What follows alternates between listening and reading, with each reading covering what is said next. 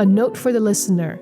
The stories that you hear at the beginning of each episode are either based on true events or are inspired by them. We cannot know exactly what was said during those events, but all conversations that you hear are plausible.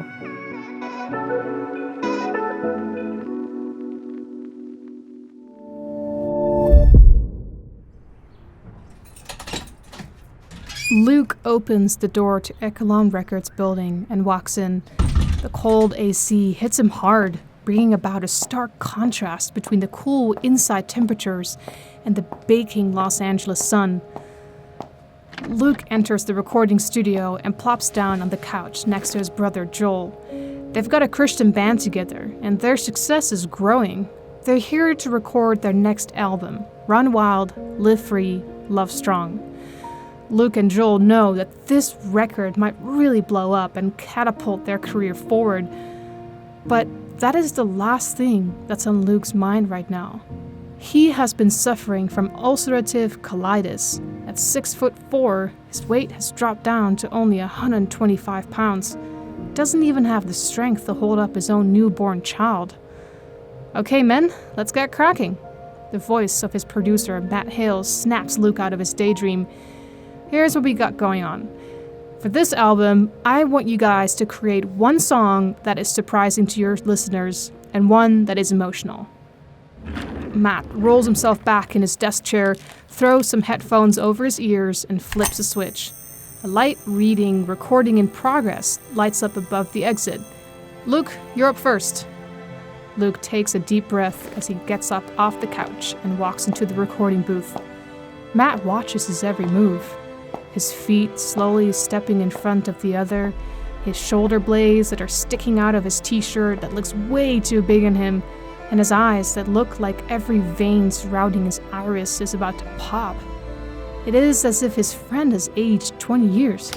Hey, what's wrong? Matt says once Luke has reached his designated spot and put on the headphones. Matt speaks to him through a headset on his end. Luke looks at his producer through the glass that separates them. Flashes of his conversation with his wife Courtney last night run through his mind. Luke, you can't leave me. Luke starts sobbing, thinking about his wife's eyes as she looks at him, her precious heart shattered in pieces. Crushed, desperate, afraid. I don't want to live without you.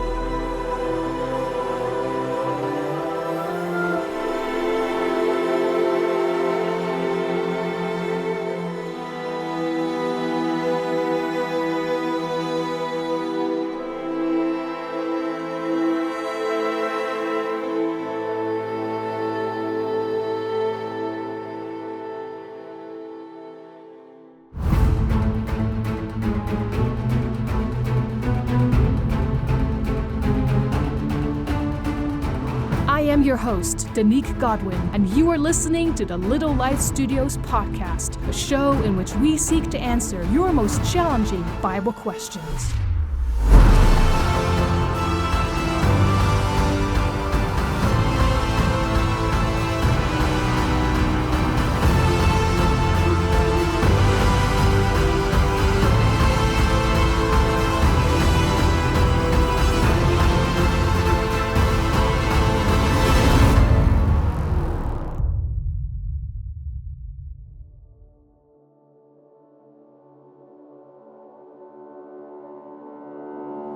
The Australian brothers, Luke and Joel Smallbone, are known worldwide as the Christian duo for King and Country. They have played on stages all over the planet. Millions of people stream their music every single month. What many people don't know is that a couple of years ago, during those performances and recording their album Run Wild, Live Free, Love Strong, Luke was close to dying. It was like his disease, ulcerative colitis, was slowly sucking all life out of him. When his producer, Matt Hales, suggested an emotional song for their new album, it was him who encouraged Luke to write about his experience with this possibility of dying and leaving his wife and baby boy behind. At the time of this podcast recording, For King and Country's song Without You has been streamed over 14 million times on Spotify alone. During Luke's near-death experience, he had to really struggle with his faith in the Lord and truly learn what it means to trust Jesus with all of his heart, no matter the outcome. I think that we've all been there. Moments when we ask God, "Where are you when I need you? Can I truly trust you? Will you be there for me when I fall? Are your promises real when you tell me that you'll never let me go and you'll take care of all of my needs?" Someone who has had to ask those questions himself is Little Light Studios' very own Mikey Jenny. We'll let him share a bit of his story himself and how he learned that he could trust Jesus with all of his heart.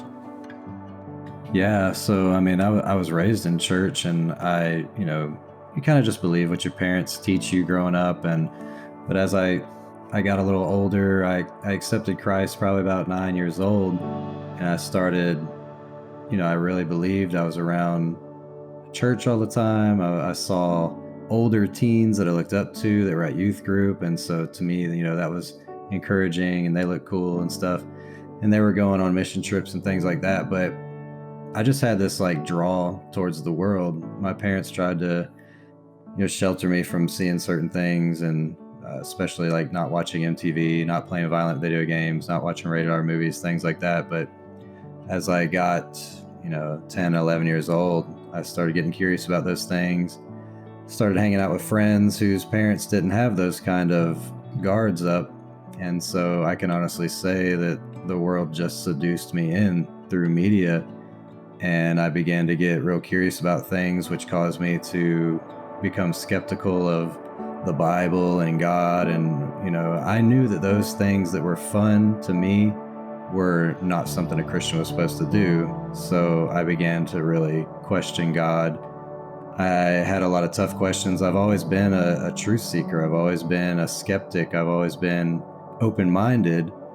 And so when I started asking tough questions, the church dropped the ball and didn't have good answers for me, which caused me to leave the church and, start going down different avenues, witchcraft and things like that.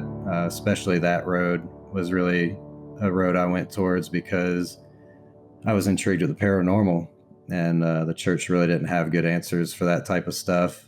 And that's why I'm really passionate about those things now, because I feel like, the Bible says to be ready always to give an answer.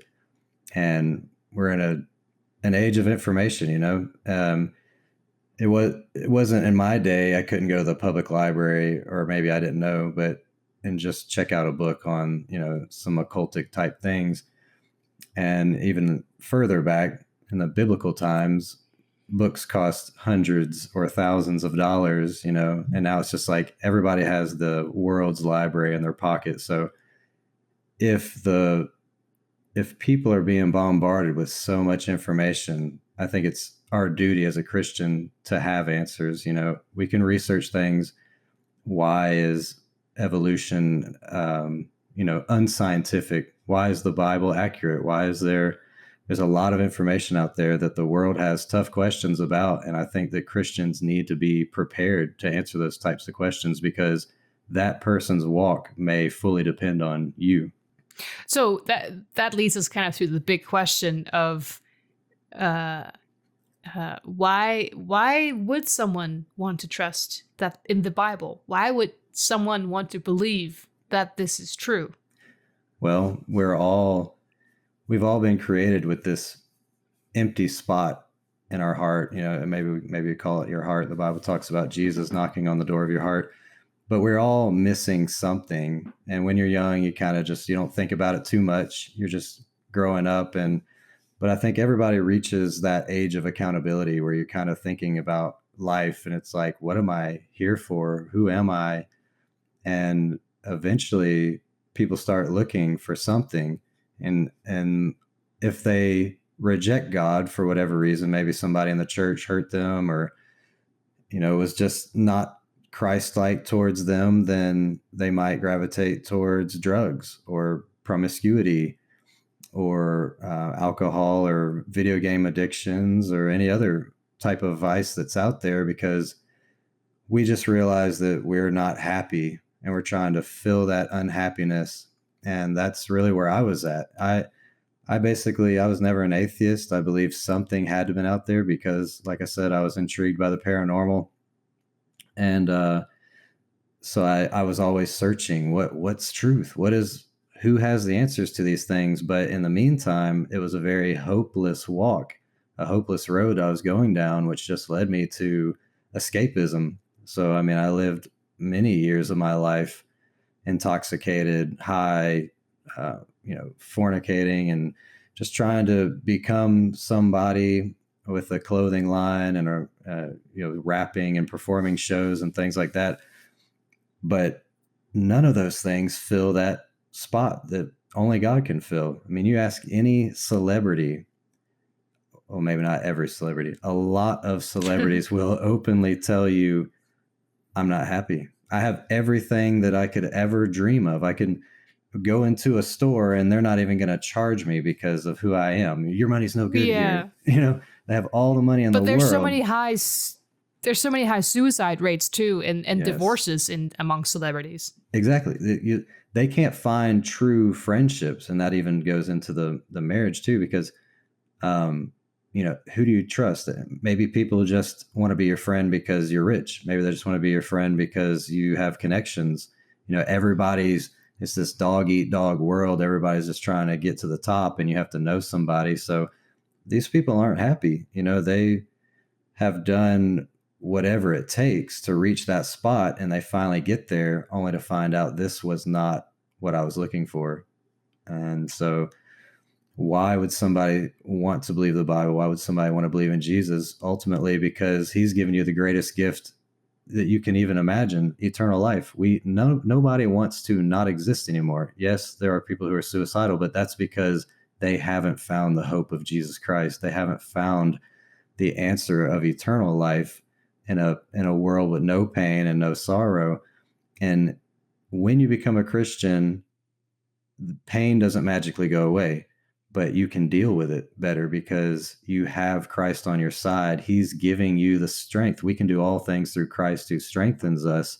He suffers with us. He says that he will not allow you to endure anything that's too much for you because he's right there with you. And there's so much power in prayer, and a lot of us, we tend to go to God as a last resort. But the more pain I've gone through, the closer I've gotten to God, and he's become a priority in my life where I become more dependent upon him more and more as I get older, as I go through harder things, as I'm raising a child of my own. All these things have caused me to really think about my relationship with Christ, how much I truly need him. And I'm definitely not fully there, will never be there completely, but I'm coming to him more often than I ever have. And Christ has enabled me, empowered me to do the impossible, go through things that people just wouldn't be able to make it through. I lost a child. My mom had a stroke. She's not in a good place. And there's been a lot of stuff that's happened in my life recently. And it's pushed me closer and closer to God. And it's he's the only one that's got me through. So that's what we're all searching for. And a lot of times we blame God for things that aren't his fault. We blame God for that hypocritical Christian or that abusive pastor or whatever, but we can't judge God by the hypocrites that represent him, that claim to represent him. There's an enemy in this world, and he's doing everything he can to destroy the only hope in the world. He's doing everything he can to keep you from finding truth. He wants to distract you and keep you away from the Bible. He wants to distract you, keep you away from prayer. He wants to make the church look bad. He's doing everything he can to keep you from finding Christ because that's his mission, to seek, kill, and destroy. And so it's like we give God all the credit. We give him the credit for good things and the bad things. And it's like, there's an enemy out there, and we need to start blaming him as well. I didn't grow up a Christian, just like, well, you did, right? But like left. Yeah. I didn't grow up a Christian, and I started getting interested in the Word of God at around probably about 14, 15.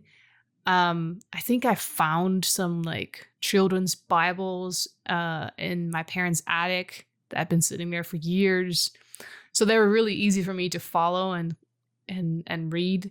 It's not like the actual Bible, it's like stories, made for children.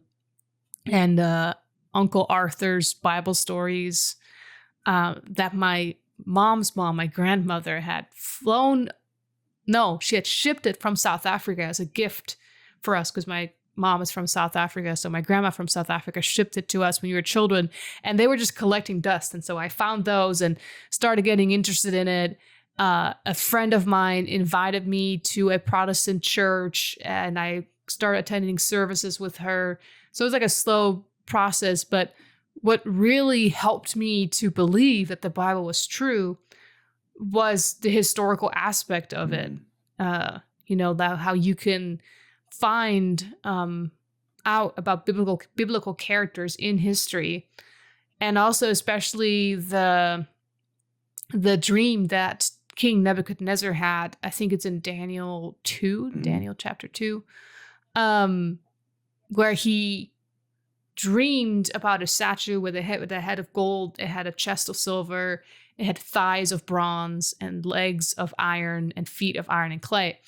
And God then tells Daniel what this vision or dream meant. And basically it foretold which kingdoms were going to come after the king of Babylon, King Nebuchadnezzar, which was Medo-Persia, and bronze was Greece, and then the legs of iron were Rome, and the feet was divided Rome, which was Europe. And that to me was intriguing. I was like, wow, like the Bible talks about this and it all came true. And I started reading more and more about, whoa, like there's so many prophecies in here and they've all come true. And then years later, I watched the movie Case for Christ, which is Lee Strobel's story. He wrote the book Case for Christ, and he was a journalist with a legal background, studied law, and his wife became a Christian. He hated it so much to the point where he started researching the crucifixion to disprove it. And then he actually discovered evidence for it from the medical field, historical field, archaeological field, everything. And he's like, I can't but believe that this is true and really happened. Anyway, so there's so many reasons for it. But I actually, years and years and years later, was struggling with some stuff myself to the point where I completely rejected God. This was in, when was this, 2017? That's quite a few years ago. When I completely just turned my back on God. And it was a couple of months that I was just like struggling with depression and whatnot, and was just like, God, I don't trust you. I don't believe in you. I can't see how you are the father figure that you say you are from your scriptures. I don't have any evidence of that. And there was actually one time when a friend of mine came to my apartment, and I was quite suicidal at the time. And she said to me, you keep saying that you want to accept God again. Why don't you just do it right now? And we literally we're just like dropped on our knees together. Wow. And we're crying together. And I was like, Lord, I want to give you another chance. And then when she left, I was praying to God. I said, God, this is your last chance. If you don't show yourself to me now, in some way, shape, or form, I'm out. And I'm no longer going to be a Christian. But I said, but you have a chance, right? Like you have a shot. So here you go.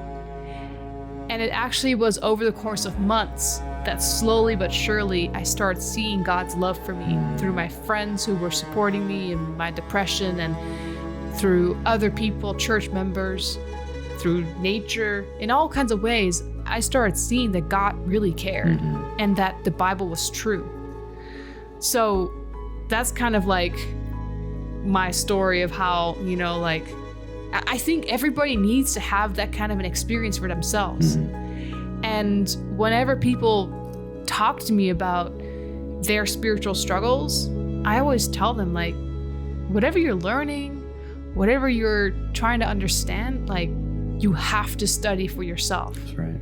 And I think that anybody who is listening who has not fully given God that chance and fully said, yeah, I'm going to figure this out, is really just doing themselves disservice. Yeah. What do you think? Yeah, that's beautiful what you just said about how, you actually open up your heart and told God, I'm giving you a chance. Because even though I accepted Christ at a young age, the church dropped the ball. We cannot blame God for that. I realized later in life, when I had tried everything else and everything brought me to hopelessness and emptiness, my mom never stopped praying for me. So this is a side note. Never stop praying for your lost family and friends. God has shown me so much about intercessory prayer and has brought back to my memory that my mom was doing that for me. I was so lost. I mean, I was wearing pentagrams, all dressed in all black, listening to Marilyn Manson and all that. And my mom was just like, what has happened to my happy son who is now just, miserable? But she would always try to talk to me about God, but it would just push me away, because at that time I was so full of demons that her telling her testimony to other people made my skin crawl. I'd want to leave the room. I was just like, here we go again. And she got to a place where she said, God, I know that he's not going to receive it from me. I'm just his mom. Like, he's not going to listen to me. But you send somebody that he's going to listen to. Send somebody that he looks up to be a witness to him. And sure enough, in God's timing, don't be impatient with God either. It takes time for a stony heart to soften up. God's perfect timing. I had finally reached a rock bottom. Like, I was just, nothing else is going to work. And my cousin, who I looked up to, my older cousin, had become a Christian. I hadn't seen him in like 5 years. And he drove 5 hours to help me and my dad move. My parents were actually going through a divorce. So that was one more, just bad thing happened in my life. But I drove for 5 hours in a pickup truck with him. And he was trying to reach me where I was. He was trying to find some kind of common ground that we had. And he said, man, this book is not just some crusty rules. It's not just a book of like, it's not a fairy tale. Yeah. And he's like, he said, I read it and miracles happen. He's like, the whole atmosphere around me changes. And he's like, wow. He's like, it's like that magic stuff you're into. That's where he was trying to connect with me. He's like, you're looking to this magic stuff and voodoo and all this stuff because you want to see something supernatural. He's like, this book can do that. Like he said, I pray and they come true. And he said, don't judge God by all the hypocrites that represent him. And that spoke to me because I was always judged. The way I looked, I lived in a small town in South Georgia, and I had piercings all on my face and everything. And people's parents didn't want them to hang out with me because they thought I'd be a bad influence. I probably was for some. But when they got to know me, they would always say like, oh, you're nothing like I thought you'd be. And I was like, oh, were you judging me by the way I looked? And I just hated judgment. Wow. And now I realized I'm judging God. I've never read the Bible. Like, literally everything I know about God is from what I've seen some hypocritical Christians say, or something that was spewed from behind a pulpit. I've never read it for myself. And that was enough to intrigue me. I was at a place where I was ready for anything. And I opened up the Bible to Genesis. I didn't even know where to start. I'm just like, okay, Genesis. And just the book of Genesis blew my mind. Wow. I was like, I've never heard any of this stuff. Like, we've all heard, we've all heard Adam and Eve, Noah's Ark, Daniel and the Lion's Den, these core stories. But I'm hearing things in here that were like shocking. Honestly, I was like, whoa, I can't believe this is in here. And I'm kind of an extremist. If you know me, I'm either like all in or all out. When I was in the world, I was dark, and I was, bashing Christians and singing blasphemy against the cross and everything. But so I've always been kind of a shock jock guy or whatever. But when I'm reading this stuff, I'm just like, whoa, the Bible's actually like cool. Like, this is not a boring book at all. And so I started putting God to the test. I said, if you're real, reveal yourself to me in this book the way you did my cousin. And I started praying for a very specific job that I wanted, and it just happened supernaturally. God is such a personal God that he is going to reach you where you're at. He's going to reach you in a way that's completely unique than anyone else. The way he reached you is totally different than the way he reached me, totally different than the way he reached some, famous pastor or whatever. He's so personal. We serve a personal God. He knows every intricate detail of your life. He knows every thought in your mind. And he said, finally, Mikey is reading the Bible with an open, honest heart. He says, seek and you'll find, knock and the door will be open unto you, ask and you shall receive it. So many people say, oh, I've read the Bible cover to cover, and it's full of errors and all these holes and stuff. And to be honest, most of them probably haven't even read that, just to be completely honest. But the ones that have, they're reading it not with an open, honest, seeking heart. They're reading it trying to find any error they can possibly find, which might mean, well, John said this and Matthew said this. Well, that was actually in a case for Christ to prove that the Bible was even more accurate, because if you got two people recording a scenario, you're going to have a little bit of a different story. That's what police look for when they ask, where were you on this date? Where were you on this date? If the stories match up too much, that's actually a sign that you're lying, that you've scripted your story out, that you rehearsed it together. And so people will cling to anything to try and disprove the Bible because they don't want to be held accountable for their lifestyle.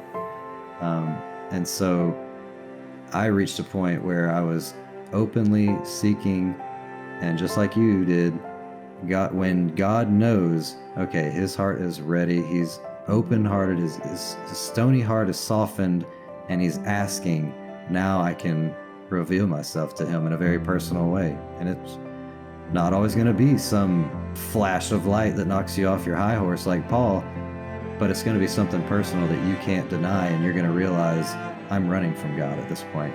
And that's what happened to me.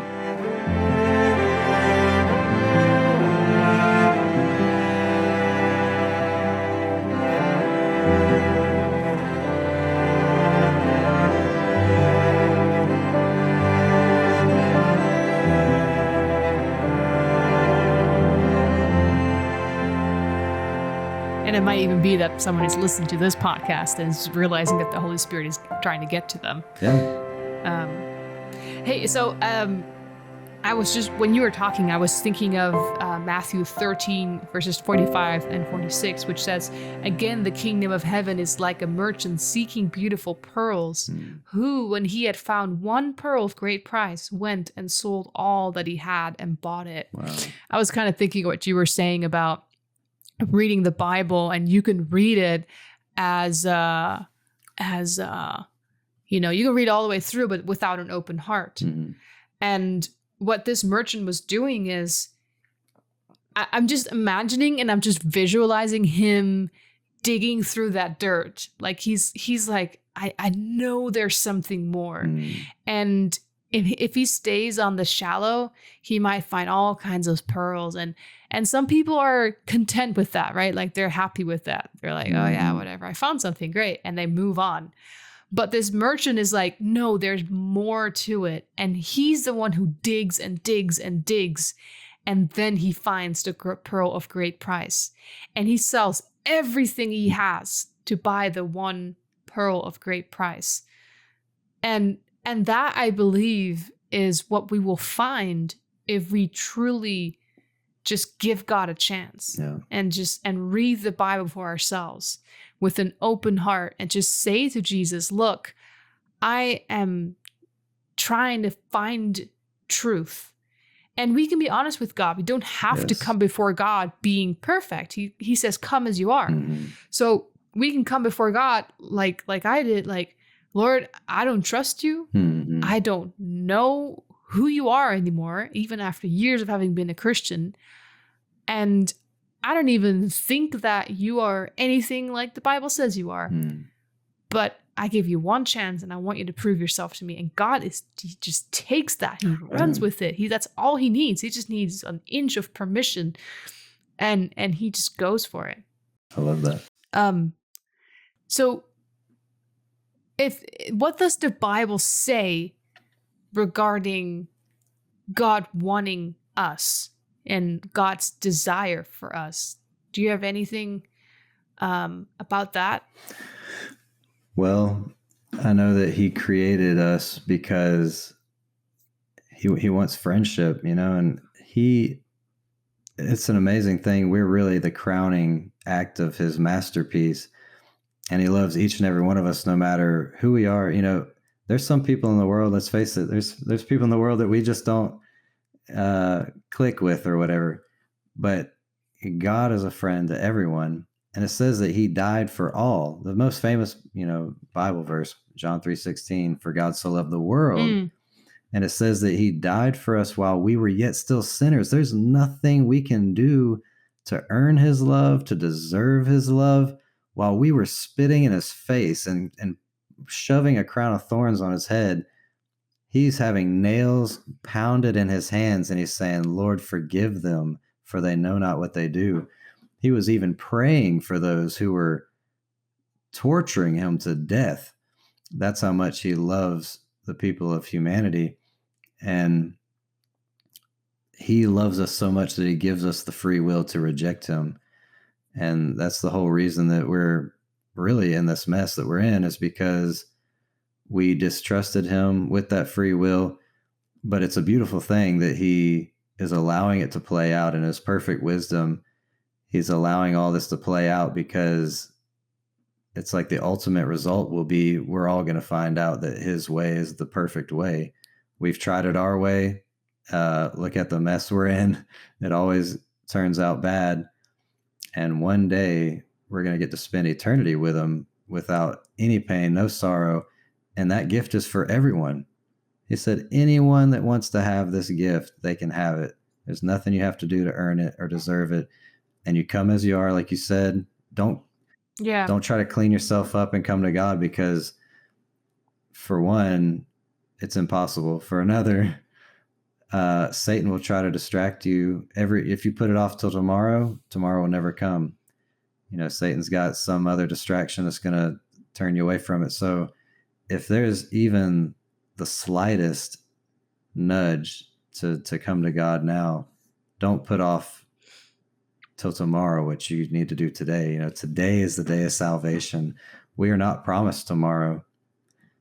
Just to be transparent, my daughter, she just didn't wake up one day. She wasn't in the hospital suffering or anything. She was laughing. Wow. Yeah. None of us are promised the next day. So that reminds me of the verse, Revelation 3, verse 20. Behold, I stand at the door and knock. If any man hear my voice and open the door, I will come into him and will sup with him and he with me. Years ago, I heard this amazing testimony of this girl. She was in the UK, and she had suffered, I don't know if she suffered rape, but she definitely suffered sexual abuse by someone. And she was sharing how she had many relationships with men. And it's kind of like, she gave this almost like a parable. So she said, imagine that you're in this house and you have the fire going and you have a bowl with bread, and someone just comes in, throws the door open, and it's a man, and the woman is like, oh, company, and this man comes in, eats the bread, the fire goes out, he leaves behind a mess, and there's all this mud everywhere, and then he leaves. And this girl is really sad, and she tries to clean up the mess, the mud, but she can't do it. And it happens over and over and over again. Somebody keeps coming in, leaves behind more mud with his dirty feet. He never knocks, and the fire goes out, and the bread disappears.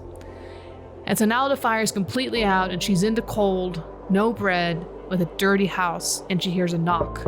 And she's like, who's that? Nobody knocked before. And she opens the door, and it's this man named Jesus, and he asks for permission to come in.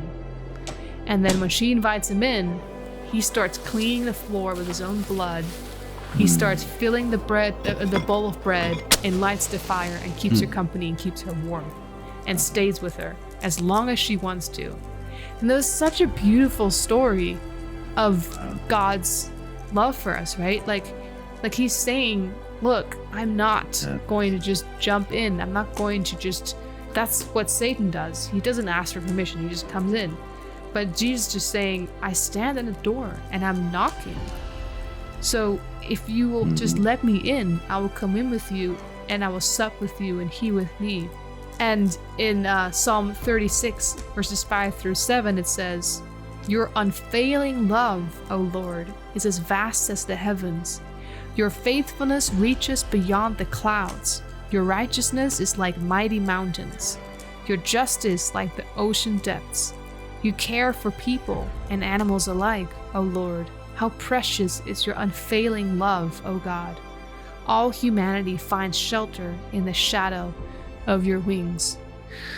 You know, I'm thinking what you said earlier about the cross and these verses then about God's unfailing love for us. Like, unfailing meaning it cannot fail. Like, it's perfect. And thinking of the cross, I recently had a conversation with some coworkers about this.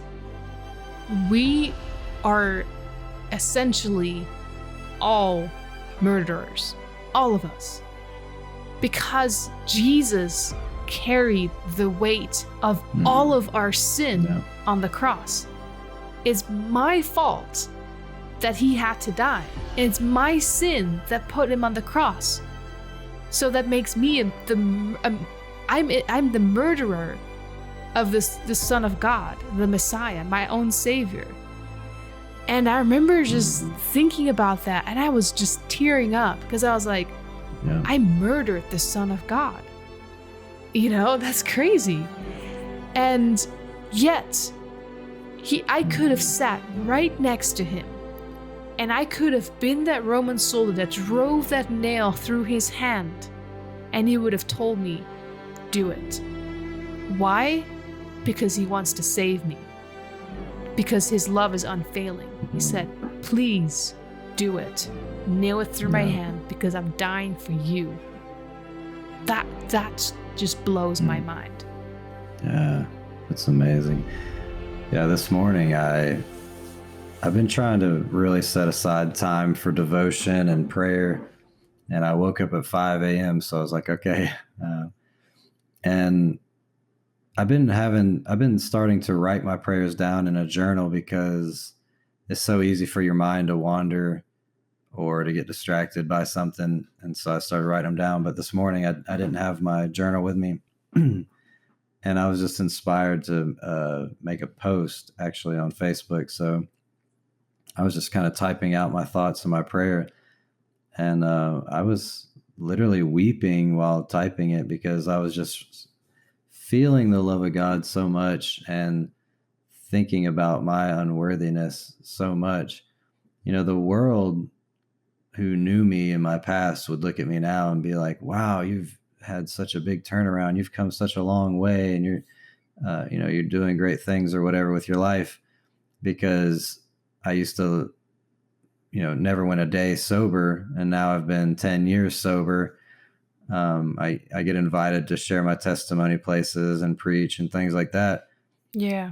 But the closer I get to God, the more unworthy I feel, because he's so pure and so perfect that there was a time when I received Christ, I kind of just felt like okay, I've done it. I've accepted you. And now, I get to spend eternity with you.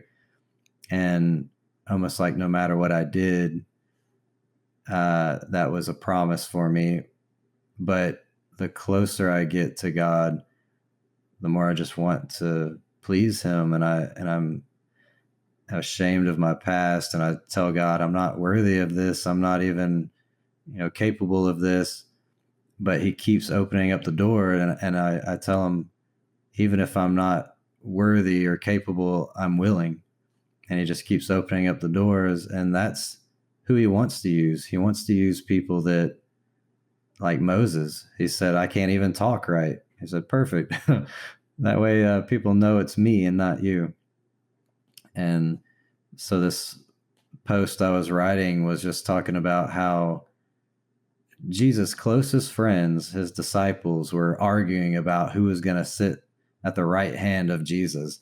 They're just concerned about their position in heaven and, oh, no, I'm going to sit next to him and I'm going to be on the throne and all this.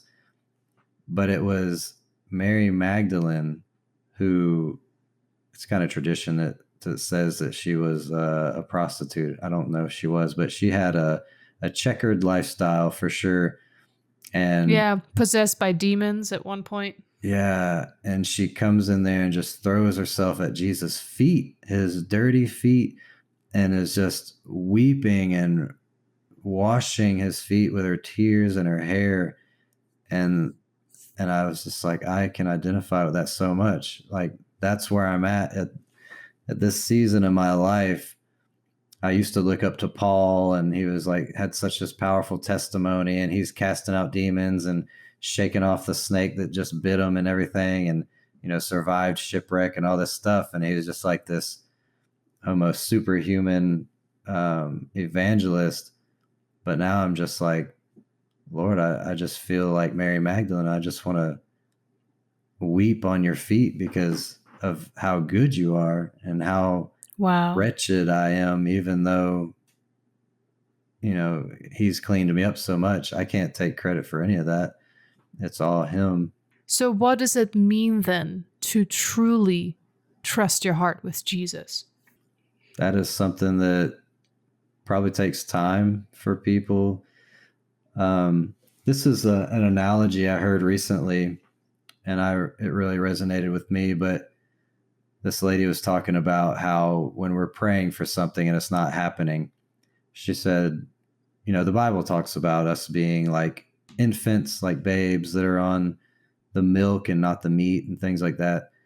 And she said, if I'm driving my car and I leave Walmart and I have my infant in the back seat, that infant was not hungry when I left, but suddenly right now, that baby is hungry, and it's telling me. This baby is crying, screaming, and we're 10 minutes from the house.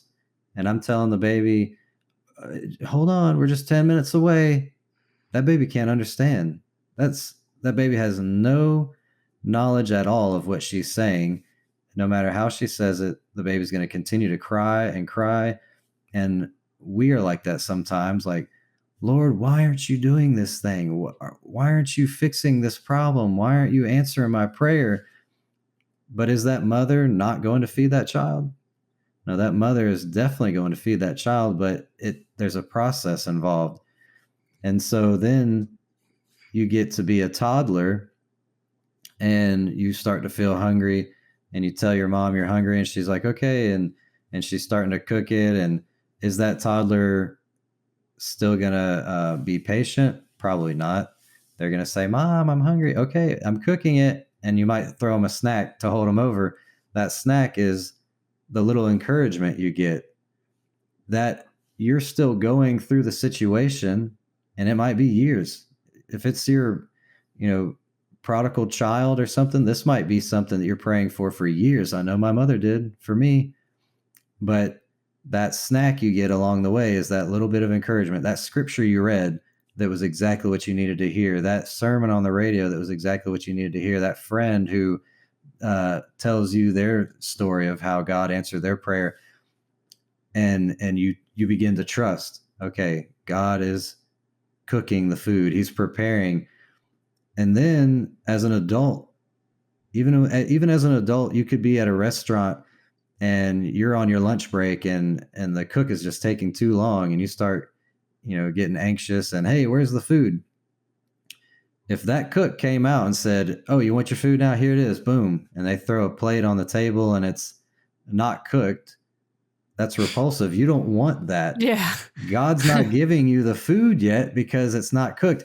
And sometimes he might do it just because the Israelites wanted a king, and that wasn't his plan, but he said, you want a king? Here's a king.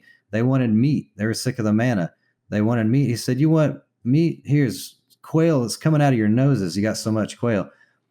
So sometimes he'll give you something if you're begging, but only to prove that that time is not right yet, and then you'll you'll regret asking. But then you reach a point when you finally mature, you finally get to trust in God. You've been in a relationship with God for a long enough time, just like your parent. You can eventually, okay, my parent is preparing the meal. Eventually you get to a point where you might go back into the kitchen and say, you're hungry, your stomach's growling, and you see they're still cooking it and there's still a process happening. But now you're watching and you're like, wow, how are you doing that right there? What kind of seasoning is that? And now you're interested in the process. And I'm at that stage. So 2 years ago, or a year and a half ago, is when kind of a lot of things hit me. And I was just like, why is all this happening, Lord? Like, I'm in ministry, like I'm always witnessing to people. Like, it seems like my whole life is ministry and everything I do is about you, Lord, and all this stuff's happening. But God was showing me that he's working, and like, I'm working on that person's heart right now. And that's going to take time. And it was a painful thing for me to see that person go astray.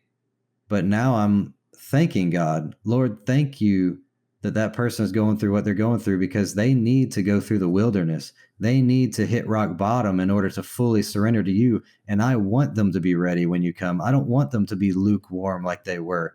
I'm willing to go through this painful process and to pray for that person every day, even if I can't see anything happening. It's like when you plant a seed in the ground. That seed was looking nice and pretty on the shelf, but it wasn't doing anything. It's like lukewarm. It's just sitting there. And now you shove it in the dirt, and that seed doesn't want to be shoved in the dirt in the dark. But then the watering happens and the the roots start to grow downward, and you can't even see it happening. It's beneath the soil. The farmer doesn't see anything happening for weeks, but something is happening.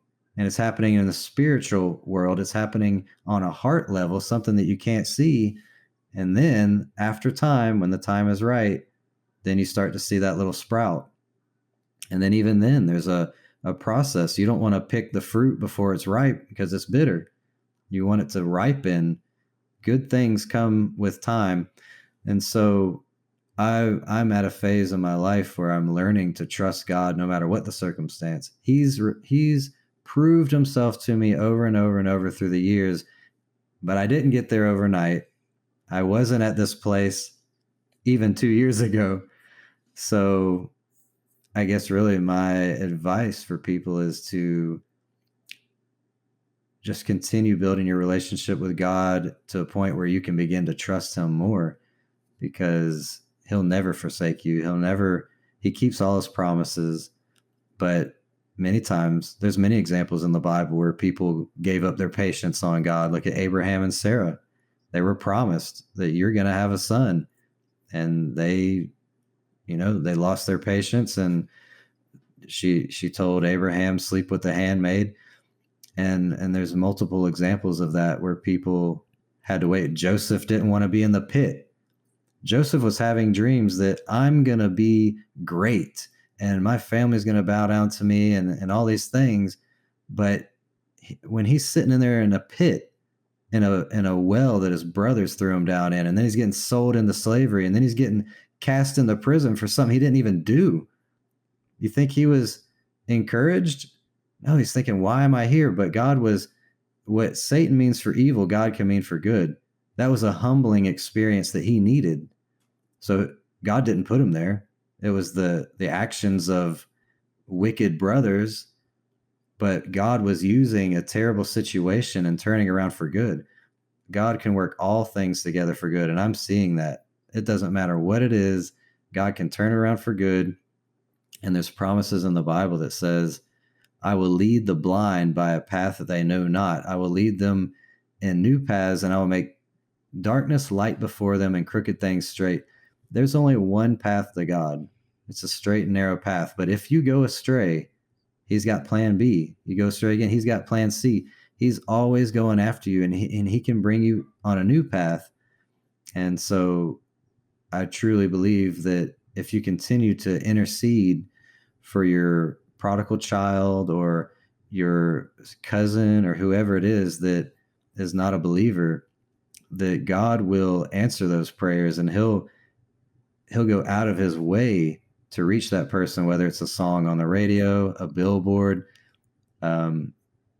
He's just, God says that the hand of, or the heart of the king is in his hand, and he can turn it whichever way he wishes, like a river.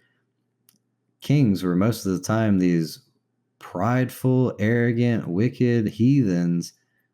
And if God can change the heart of a king, he can change the heart of someone you love. You know, it sounds like you had a really rough last couple of years with a lot going on, like losing your daughter and, some of these other things. How can someone hold on to hope, hold on to trusting in God when their whole world seems to be falling apart? How can they keep trusting in Jesus? It's like he becomes the only thing you have left when you're stripped of everything else. I think without me even realizing it, there were things in my life that I was putting before God. And it wasn't until I was in this position that I realized that, because once I was losing those things, I realized how desperate I was to try and save those things and try to get them back, even if it meant compromise. And that's what God was showing me. I thought that I was on this perfect path with God and he was first in my life. But when you're faced with really hard situations, then the truth comes out, even if it's something that you don't even know that's in there. I had no clue that I would put anything before God. And I believe that, like I said, I don't think that God caused these things to happen, but he allows them to happen, and he teaches you through them and reveals things to you that need to be worked on. And like I said, these trials in my life have caused me to become completely dependent upon God more than ever before. So tough times have actually pushed me closer to God. There's multiple scriptures in the Bible that talks about how he uses your afflictions to draw you closer to him. And it's really a beautiful thing. You can look at it the wrong way and be like, oh, God's, allowing these painful things to happen in my life. I don't trust him and I hate him and all these things. But in reality, he didn't cause these things to happen. These are things that are happening because we live in a fallen world. But the wonderful thing is, the beautiful thing is that he's always there. The prodigal son's father the son chose to walk away, but that prodigal son's father was always looking down that long road, waiting for his son to come back. And when he saw him a long ways away, this king ran to him to meet him and celebrated, put a ring on his finger, put a robe on him, let's have a party.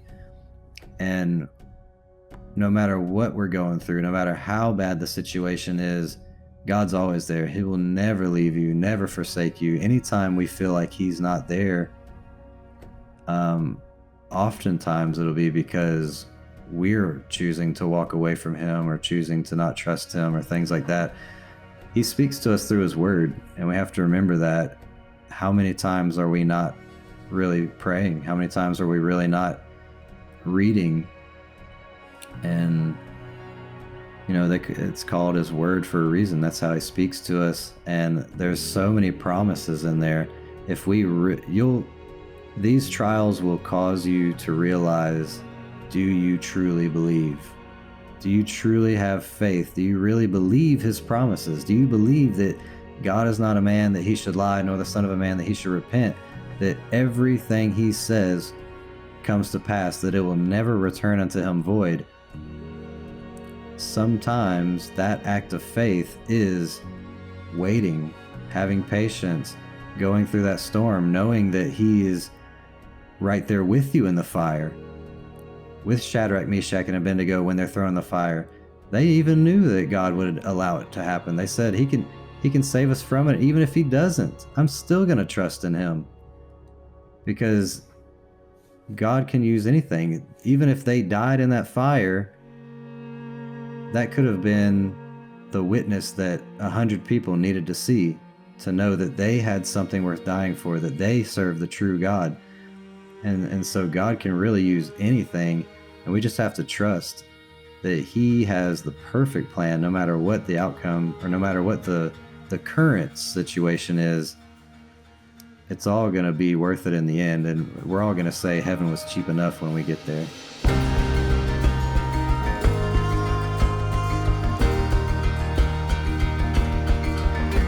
I am Danique Godwin, and you are listening to the Little Light Studios podcast.